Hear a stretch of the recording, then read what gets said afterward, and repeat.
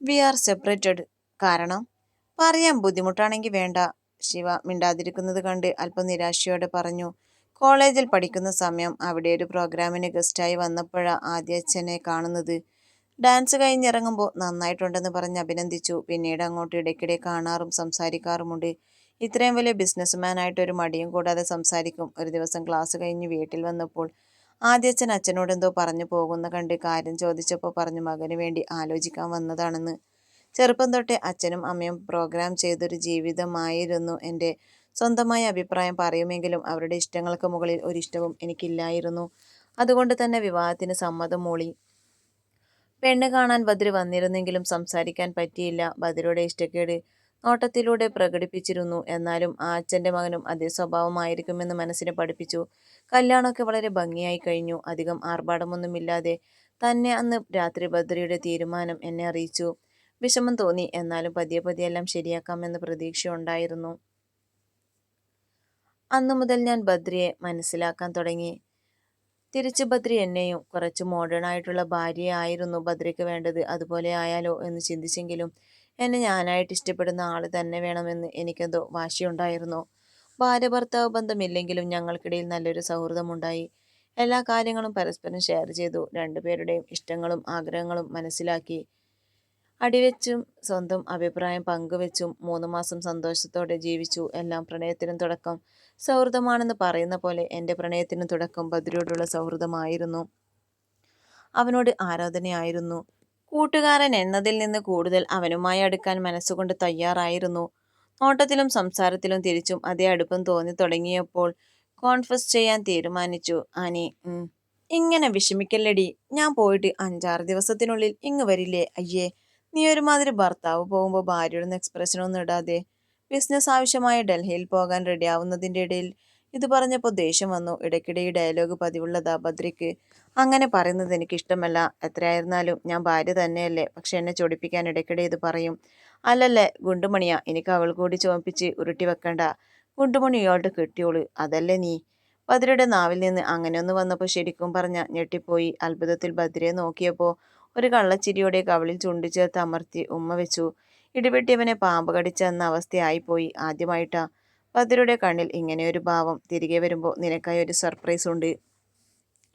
കാതിൽ മൃദുവായി മന്ത്രിച്ച് അവിടെ നിന്നും പോയി. അതെന്താവുമെന്ന് ആലോചിച്ച് ടെൻഷൻ അടിക്കുകയായിരുന്നു പിന്നീട് ഉള്ള ദിവസങ്ങൾ.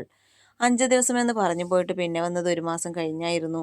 ഇതിൻ്റെ ഇടയിൽ ഒരു ദിവസം പോലും വിളിച്ചില്ല. ഞാൻ വിളിച്ചാൽ ഒട്ടും എടുക്കത്തുമില്ല. തിരികെ വന്നത് ബദ്രി ആയിരുന്നില്ല, ബദ്രിനാഥ് ആയിരുന്നു. ബദ്രിയിൽ നിന്നും തികച്ചും വ്യത്യസ്ത സ്വഭാവം ഉണ്ടായിരുന്ന ബദ്രിനാഥ്. എന്നിട്ട് റനയുടെ ചോദ്യം കേൾക്കെ കണ്ണിൽ ഉരുണ്ടുകൂടിയ കണ്ണുനീർ തുള്ളികൾ കവിളിനെ തഴുകിപ്പോയി. വാശിയോട് തുടച്ചു കളയുന്ന ശിവയുടെ മുഖത്തപ്പോ ഉണ്ടായിരുന്നത് ആരോടുള്ള വാശിയായിരുന്നു. വന്നിട്ട് ഇത്രയും ദിവസമായിട്ടും എന്നോടൊന്ന് സംസാരിക്കാൻ ബദ്രിക്ക് സമയം കിട്ടിയില്ലേ? സംസാരിക്കാൻ താല്പര്യമില്ലാഞ്ഞിട്ടാണെന്ന് മനസ്സിലാക്കിക്കൂടെ? എന്തുകൊണ്ട്? അവോയ്ഡ് ചെയ്യുന്നതിൻ്റെ കാരണം അറിയണ്ടേ എനിക്ക്? നിന്നെ പോലുള്ളവർക്ക് അതിനു പോലും യോഗ്യതയില്ല. ബദ്രി വന്നിട്ട് 3 ദിവസം കഴിഞ്ഞിട്ടും ശിവയോട് സംസാരിക്കുകയോ എന്തിനേറെ ശ്രദ്ധിക്കുന്നു കൂടിയില്ല അവൻ. സംസാരിക്കാതിരിക്കുന്നതിനേക്കാൾ ബദ്രിയുടെ അവഗണന അവളിൽ വേദന ഉണ്ടാക്കി. കുത്തുവാക്കുകൾ കൊണ്ട് പിന്നീടുള്ള ദിവസം ബദ്രി അവളെ വേദനിപ്പിച്ചു. എന്തു ചെയ്താലും തെറ്റ്. ആവശ്യമില്ലാതെ വഴക്ക് പറയുന്നതും പുച്ഛിക്കുന്നതും കുത്തുവാക്ക് പറയുന്നതും പിന്നീട് അങ്ങോട്ട് പതിവായി. മകന്റെ സ്വഭാവത്തിൽ പെട്ടെന്നുണ്ടായ മാറ്റം ആ വീടിനെ താളം തെറ്റിച്ചു. ആനന്ദ് വന്നവളെ കൊണ്ടുപോകാൻ തുനിഞ്ഞെങ്കിലും കാരണമറിയാതെ വരില്ല എന്ന് തീർത്ത് പറഞ്ഞു. പതിവിലും വിപരീതമായി ബദ്രി കുടിച്ചിട്ട് വന്നു. 4 കാലിൽ വരുന്ന അവനെ താങ്ങി പിടിച്ച് ശിവ റൂമിൽ കിടത്തി. തിരികെ വരാൻ പോയ അവളെ അവൻ ബലമായി അവന്റെ കരവലയത്തിലാക്കി. ബോധമില്ലാതെ ശിവയെ ആവേശത്തോടെ ചുംബിക്കുന്ന ബദ്രിയെ അവൾക്ക് അരോചകമായി തോന്നി. മനസ്സുകൊണ്ട് അവനെ പ്രണയിച്ചെങ്കിലും തന്റെ അനുവാദമില്ലാതെ തന്നിൽ പടർന്നു കയറാൻ ഒരുങ്ങുന്ന ബദ്രിയെ സർവ്വശക്തിയുമെടുത്ത് തള്ളി മാറ്റി. ആനി, എന്താ? എന്തിനാ എന്നോടിങ്ങനെ? നാക്ക് കുഴഞ്ഞു ഓരോന്ന് പറഞ്ഞ് ബദ്രി ഉറക്കത്തിലേക്ക് വീണു. ശിവയുടെ മനസ്സിലും വല്ലാത്ത ഭാരം തോന്നി. നാളെ എന്തായാലും ഇതിനൊരു തീരുമാനമെടുക്കണമെന്ന് അവൾ ഉറപ്പിച്ചു. പിറ്റേന്ന് ശിവയെ ഫേസ് ചെയ്യാനുള്ള മടി കാരണം ബദ്രി നേരത്തെ തന്നെ ഓഫീസിലേക്ക് പോയി. അവന് പിറകെ അവനെ അന്വേഷിച്ച് ഓഫീസിലെത്തിയ ശിവ അവിടെ കണ്ടത് ആൻവിയുടെ മാറിൽ തലവെച്ച് അവളോട് ചേർന്നിരിക്കുന്ന ബദ്രിയാണ്. അവന്റെ കൈകൾ അവളിൽ മുറുകുകയും അയയുകയും ചെയ്യുന്നുണ്ട്. ആൻവിയുടെ ചുണ്ട് തുടരെ തുടരെ ബദ്രിയുടെ നെറ്റിൽ പതിയുന്നുണ്ട്. മുടിയകൾ മൃദുവായി തലോടുന്നുമുണ്ട്. തളർന്നു പോകുന്ന പോലെ തോന്നി അവൾക്ക്. അവിടെ കണ്ട ഫ്ലവർ വേസ് എടുത്തെറിഞ്ഞ് പാഞ്ഞു പോയി ബദ്രിയുടെ കോളറിൽ കുത്തിപ്പിടിച്ചു. എന്തിനാടോ? എന്തിനാ താൻ എന്നോട് ഇങ്ങനെ? പറ. ഇവൾക്ക് വേണ്ടിയാണോ? അതിനാണോ എന്നെ അവോയ്ഡ് ചെയ്തത്? ആണോന്ന്? ഛേ, തന്നെയാണല്ലോ ഞാൻ സ്നേഹിച്ചത്. വെറുപ്പ് തോന്നുന്നു എനിക്ക്. ശിവ, താൻ ഞങ്ങളെ ബദ്രിയുടെ കോളറിൽ നിന്ന് കൈവിടുവിച്ച് ആൻവി ബാക്കി പറയുന്നതിനു മുമ്പേ ആൻവിയെ പിടിച്ചൊരു തള്ളലായിരുന്നു ശിവ. അത്രയും നേരം മിണ്ടാതെ നിന്ന ബദ്രി ശിവയുടെ കവളിൽ ആഞ്ഞടിച്ചു. അവൾക്ക് വേണ്ടി തന്നെ അടിച്ച ബദ്രിയെ പകപ്പോടെ അവൾ നോക്കിക്കണ്ടു. നീ ആരാടി അവളെ അടിക്കാൻ? നീ എല്ലാം ചെയ്തിട്ട് അവസാനം ഒന്നും അറിയാത്ത പോലെ അഭിനയിക്കുന്നത് ആരെ കാണിക്കാനാ? എന്നെയോ അതോ എൻ്റെ വീട്ടുകാരെയോ? നിന്റെ സ്വഭാവം മനസ്സിലാക്കാൻ ഒരുപാട് വൈകിപ്പോയി ബദ്രി. എന്താടാ നിനക്ക്? കവളിൽ കുത്തിപ്പിടിച്ച് അവളെ നേരെ അലറുന്ന ബദ്രിയെ പെട്ടെന്ന് ആദ്യം വന്ന് പിടിച്ചു മാറ്റി. എന്തൊക്കെയോ ചെയ്ത് ശിവക്ക് നേരെ അവന്റെ ഫോൺ കാണിച്ചു കൊടുത്തു. അതിലുള്ള ഫോട്ടോ കണ്ട് അറപ്പോടെ ശിവ മുഖം തിരിച്ചു. മുഖം വ്യക്തമല്ലാത്ത ഒരാളുടെ കൂടെ താൻ കിടക്ക പങ്കിടുന്നതാണ്. ഇത്രയധികം തന്റെ മാനത്തിൽ വിശ്വാസമില്ലാതെ ഒരു വാക്കുപോലും അതേപ്പറ്റി പറയാതെ കേവലം ഒരു ഫോട്ടോ കണ്ട് തന്നെ അവിശ്വസിച്ച ബദ്രിയോട് ശിവക്ക് വെറുപ്പും പുച്ഛവും തോന്നി. മറുത്തൊന്നും പറയാൻ പറ്റാത്ത തരത്തിൽ സ്തംഭിച്ചു പോയിരുന്നു അവൾ. ഭാര്യ എന്നുള്ള സ്ഥാനം നിനക്ക് ഞാൻ തന്നിട്ടില്ല എന്നുള്ളത് നേരാ. പക്ഷെ അത് പറഞ്ഞ് നിന്നെ എപ്പോഴെങ്കിലും ഞാൻ വേദനിപ്പിച്ചിട്ടുണ്ടോ? നല്ലൊരു ഫ്രണ്ടായി കരുതി സ്നേഹിച്ചിട്ടല്ലേ ഉള്ളൂ. എന്നിൽ നിന്ന് നിനക്ക് കിട്ടാതെ പോയ സുഖത്തിന് വേണ്ടിയാണോ നീ? ഛേ, അറപ്പ് തോന്നുവാ. കണ്ടവന്മാരുടെ കൂടെ കിടന്ന നിനക്ക് എങ്ങനെ തോന്നുന്നു എൻ്റെ മുന്നിൽ ഇങ്ങനെ വന്നു നിൽക്കാൻ? നിന്നെ സ്നേഹിച്ചല്ലോ എന്നോർത്ത് എന്നോട് തന്നെ വെറുപ്പ് തോന്നുക. ഇടുത്തിപ്പോലുള്ള ബദ്രിയുടെ വാക്കുകൾ കാതിൽ വന്ന് പതിക്കുന്നതോടെ അവളുടെ കാലുകളുടെ ശക്തി കുറഞ്ഞതുപോലെ.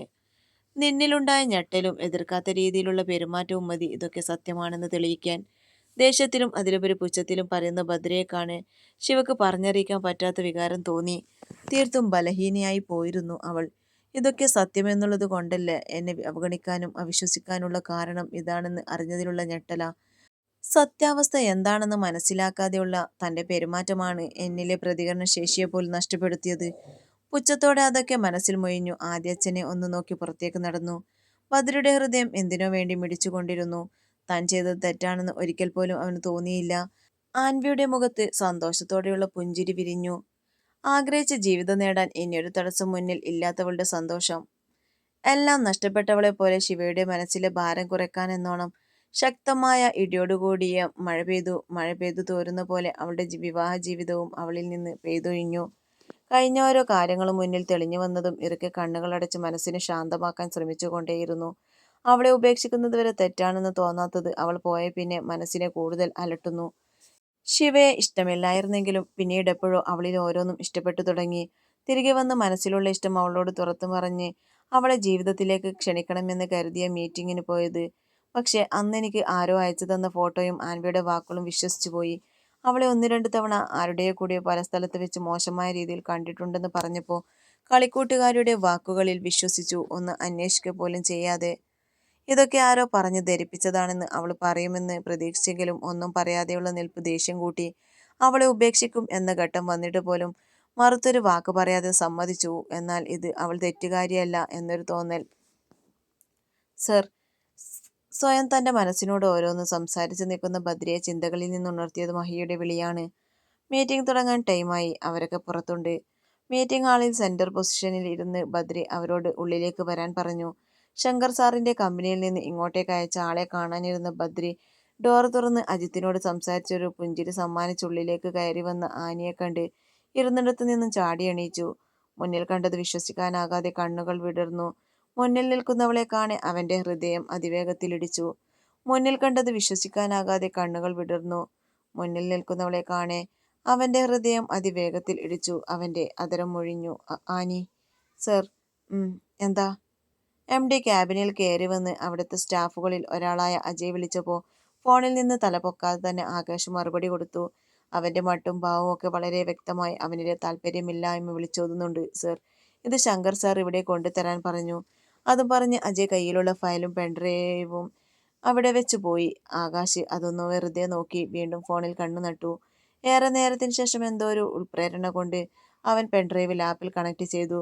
അതിൽ ഒന്ന് രണ്ട് ഇന്റർവ്യൂ വീഡിയോ അല്ലാതെ വേറെ ഒന്നും തന്നെയില്ല. Oh my God.